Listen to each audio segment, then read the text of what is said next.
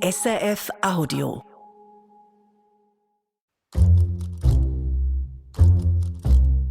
Er wohnt wohl an der bekanntesten Adresse in London und ist der berühmteste Kater Großbritanniens. Larry the Cat. Ja, und Larry bekommt einen neuen Mitbewohner. Schon wieder, denkt sich wohl Larry. Denn Larry wohnt da, wo die britischen Premiers wohnen. In der Downing Street Nummer 10.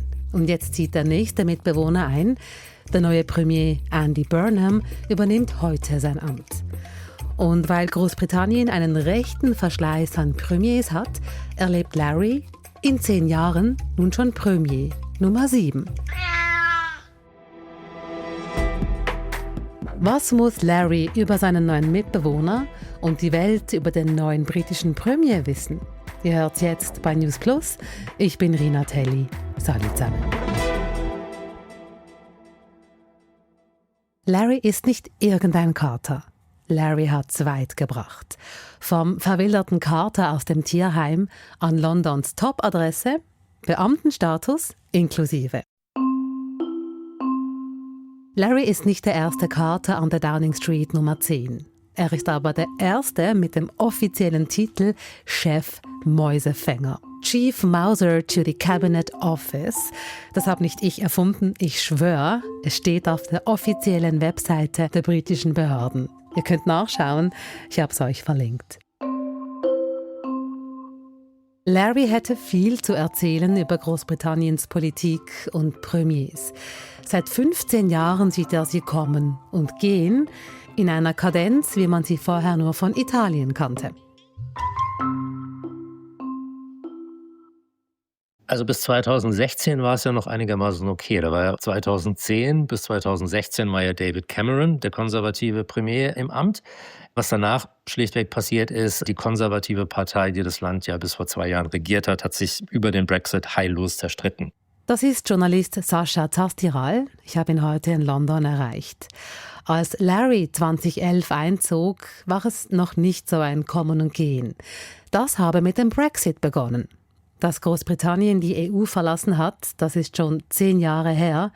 Und seither geht's ab bei Larry daheim. Man hat ja die ersten im Prinzip 5 Jahre irgendwie damit verbracht, parteiintern irgendwie darüber zu streiten, was man überhaupt für einen Brexit möchte. Dieser Brexit ist ja quasi so über Nacht einfach mal passiert. So richtige Vorbereitungen gab es noch nicht mal auf der Brexit-Seite. Und da waren ganz viele Flügelkämpfe innerhalb der konservativen Partei, die eben zu diesem völligen Chaos geführt haben. Der erste Premier, den Larry erlebt hat, war David Cameron von den Tories, den Konservativen. Cameron hatte eines Abends Besuch von seinem Bruder. Sie waren beim Znacht, als Cameron eine Maus entdeckte. So hat Cameron vor Jahren der BBC erzählt. I was having dinner with my brother the other night and I saw this mouse just go across the floor. Es musste eine Lösung her.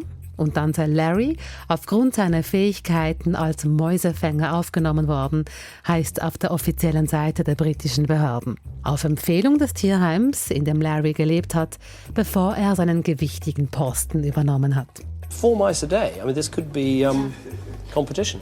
4 Mäuse schnappe Larry an einem Tag. Was auch vielleicht etwas über die Zustände in Downing Street Nummer 10 verrät.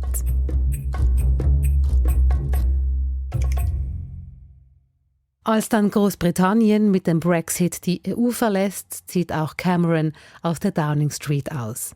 Larry bleibt. Dann zieht Theresa May ein und will es als Premier richten. Vergeblich. Sie gilt übrigens als Hundetyp.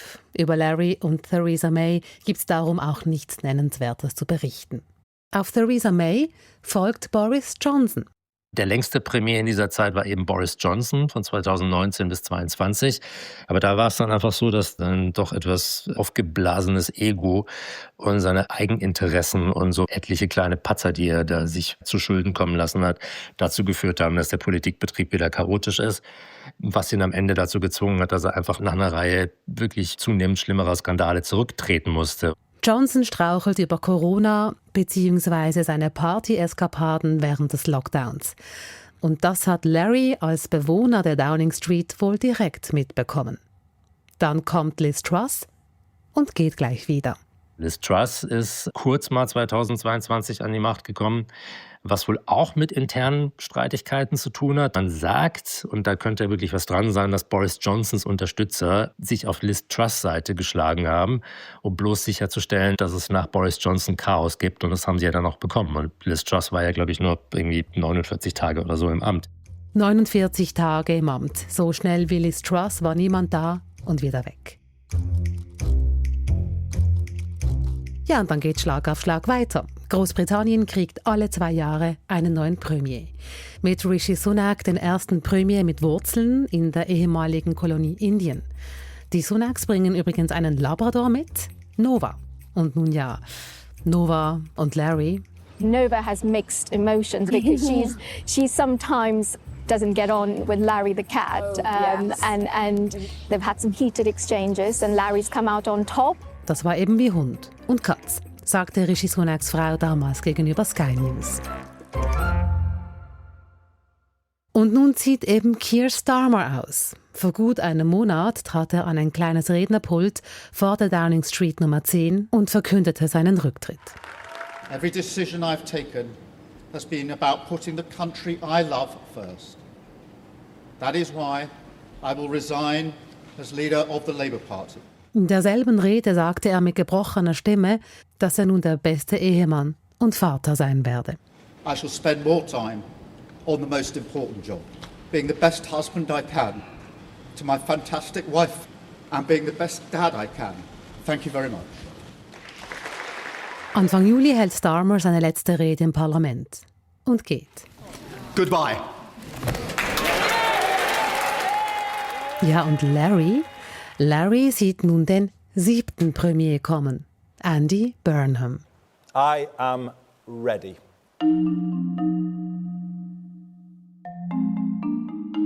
Andy Burnham zieht ein. Er ist verheiratet, hat 3 Kinder und ein wichtiges Detail für Larry: Burnham hat einen Hund namens Axel. Larry darf also nun seinen braun-weiß getigerten Rücken und einen weißen Bauch von Andy Burnham streichen lassen. Wobei Burnham wohl dringendere Prioritäten setzt, er wolle das politische Hickhack beenden. Also im Prinzip hat sich in den letzten 2 Jahren einfach dieser Flügelkampf, den es zuvor jahrelang bei den Tories gab, auch wieder bei Labour wiederholt.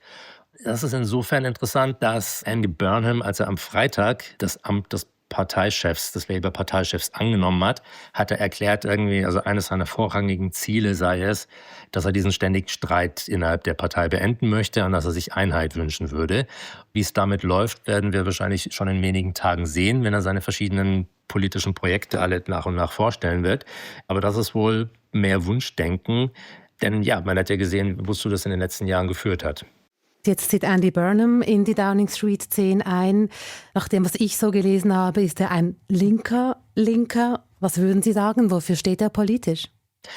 Also Andy Burnham beruft sich ja sehr stark auf seine Zeit als Bürgermeister von Manchester bzw. Greater Manchester. Das war so ein Bürgermeisteramt für eine ganze Region, das 2017 geschaffen worden ist und wo er der erste Amtsinhaber war. Und da hat er, ich würde sagen, eine traditionell sozialdemokratische Politik gefahren. Und er spricht in dem Zusammenhang von einem Aspirational Socialism, also ein aspirationaler Sozialismus oder aufstiegsorientierter Sozialismus. Und was das heißt, ist, dass die Stadt oder die Region sich einfach um grundlegende Dinge wie Verkehr gekümmert hat und den Wohnungsbau angekurbelt hat. Und einfach die Idee ist, dass der Staat einfach aktiv ist auf der Seite, wo irgendwie Bedürfnisse der Bürgerinnen und Bürger bedient werden müssen und das nicht irgendwie komplett dem Markt überlässt, wie es beispielsweise in London einfach irgendwie funktioniert, wo ja der Wohnungsmarkt komplett jenseits von Gut und Böse einfach unbezahlbar geworden ist, sondern der Staat soll einfach eingreifen und einfach diese wichtigen Grundversorgungsgüter bereitstellen. Gleichzeitig hat Burnham aber immer betont, dass er sehr wirtschaftsliberal ist, in dem Sinne, dass er die Wirtschaft in allen anderen Sektoren machen lässt, was sie will. Und der Staat der Wirtschaft dann auch entsprechend unter die Arme greift. Und das ist ein Projekt, das er jetzt im Prinzip auf das ganze Land auch übertragen möchte. Also er will sich für die kleinen Leute einsetzen. Jetzt war er ja fast 10 Jahre weg von der nationalen Politik. Er war bis vor kurzem Bürgermeister von Manchester. Kann er jetzt einfach Premier sein? Also ist er vorbereitet auf sein neues Amt? Also er war jetzt nicht ein Kleinstadtbürgermeister. Er stand in einem Regierungsapparat vor für diese Region irgendwie, wo er auch schon 600 Angestellte hatte. Also ich meine, in der Downing Street wird er auch hunderte von Untergebenen haben, mit denen er sich koordinieren muss. Und ganz vieles wird eben auch davon abhängen, wen er jetzt alles in sein Kabinett beruft. Also das werden wir jetzt alles im Laufe der Woche nach und nach erfahren.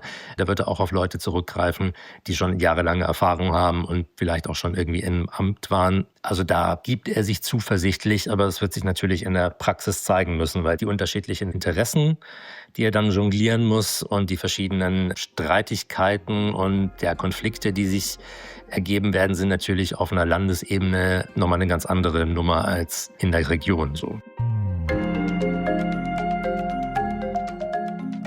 Was erwarten die ganz einfachen Leute, für die er sich ja auch einsetzen möchte? Welche Probleme möchten Sie als erstes gelöst haben?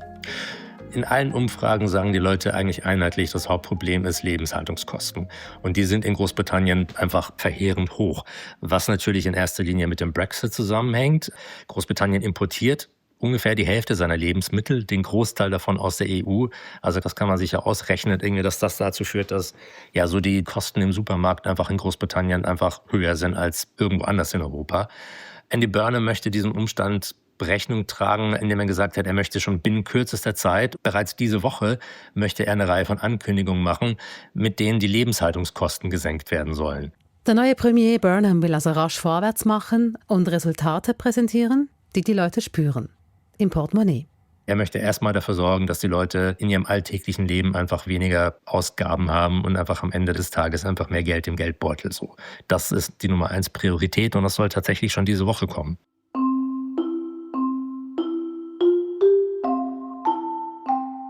Schön und gut, werden sich wohl einige denken in Großbritannien. Und vielleicht schließt Larry mit den Mäusen schon Wetten ab, wann Burnham wieder auszieht.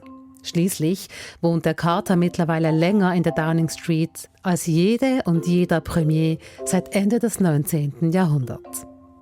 Was denken Sie, bringt Burnham das Zeug mit, um eine ganze Legislatur durchzustehen? Das ist ja auch schon länger her in Großbritannien.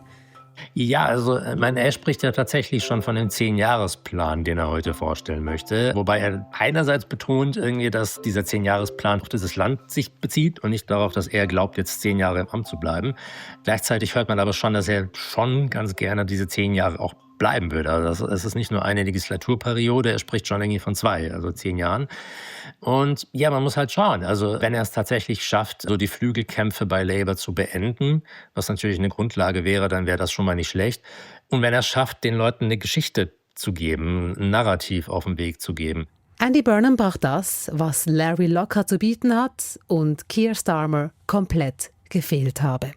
Eine Geschichte. Das hat bei Keir Starmer ja vollkommen gefehlt. Also Starmer hat sich ja darauf verlassen, dass er so als quasi leitender Bürokrat des Landes, und das hat man ja damals begrüßt, dass so ein nüchterner, seriöser Anwalt irgendwie plötzlich im Amt ist. Aber Keir Starmer, der ja über sich selbst sagt, dass er nicht träumt, also wenn er nachts schlafen geht, dann hat er keine Träume.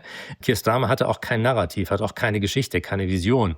Das ist ja das, was jetzt im Umkehrschluss beispielsweise Boris Johnson so gut konnte. Er konnte sich hinstellen, er konnte sagen, Leute, machen wir das doch so und so, hin und her und so weiter und so weiter. Was dann unter anderem auch wahrscheinlich maßgeblich zum Brexit beigetragen hat, wo Johnson ja einer der größten Fürsprecher war. Und Keir Starmer hatte das nicht. Und deswegen haben sich die Leute auch so ein bisschen alleingelassen gefühlt. Und Andy Burnham hat das halt. Also Andy Burnham hat halt einfach so eine hemdsärmelige, um das Klischee zu verwenden, so eine kumpelhafte Art. Eine Geschichte erzählen, die die Leute auch hören wollen. Das traut der Journalist Sascha Zastiral dem neuen britischen Premier zu. Also das ist ein Talent, das er auf jeden Fall mitbringt. Also er geht auf Leute zu, er kann Leuten zuhören. Also das ist ein ganz wichtiges Problem, ist einfach, dass die Leute sich verstanden fühlen wollen und das Gefühl haben wollen, dass in die Politik zuhört. Und auch wenn es Widrigkeiten gibt, dass zumindest irgendwie das zur Kenntnis genommen wird, dass es Schwierigkeiten gibt und nicht nur irgendwelche Durchhalteparolen. Und da hat Andy Burnham eigentlich sehr gute Karten. Das hat sich in der Vergangenheit immer so gezeigt. Der neue Premier hat also einen 10-Jahresplan dabei und wer weiß, vielleicht auch eine Leckerei für Larry. Wobei, ganz so oft wird Larry seinen neuen Mitbewohner wohl nicht sehen. Also ein Branddetail dazu ist ja noch, dass Andy Burnham im Gegensatz zu seinen ganzen Vorgängern eben nicht plant, dauerhaft in diese Dienstwohnung über der Nummer 10 zu ziehen, sondern er möchte weiter in seinem Familienhaus in Manchester wohnen bleiben. Was wohl auch damit zusammenhängt, dass er plant, in Manchester eine Außenstelle der Downing Street Nummer 10 einzurichten. Also eine Number 10 North soll die heißen. Und die soll sich hauptsächlich mit so der Verlagerung von Befugnissen in die Region, also der sogenannten Devolution, befassen. Und er hat schon gesagt, dass er mindestens einen Tag der Woche von dieser Außenstelle in Manchester aus arbeiten möchte. Also auch in der Hinsicht ein etwas ungewöhnlicher Premierminister, der eben nicht in London über seinem Amtssitz wohnen wird, wie alle seine Vorgänger, sondern der weiter in seinem Familienwohnhaus bleiben wird und wahrscheinlich nur unter der Woche so die Dienstwohnung nutzen wird. Während also Andy Burnham quasi Homeoffice in Manchester macht, wird Larry seine Tage damit verbringen, Gäste im Haus zu begrüßen, die Sicherheitsvorkehrungen zu überprüfen und antike Möbel auf ihre Eignung zum Schlafen zu testen.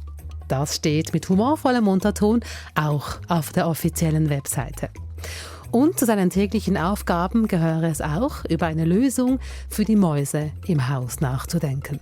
Gemäß Larry befindet sich dies noch in der taktischen Planungsphase.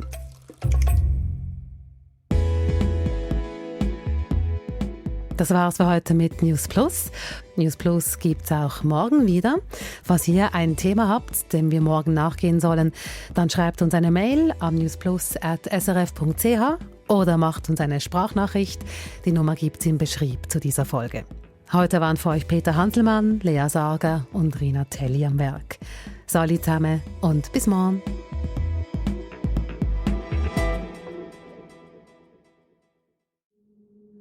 Das war ein Podcast von SRF. Produziert im Auftrag der SRG.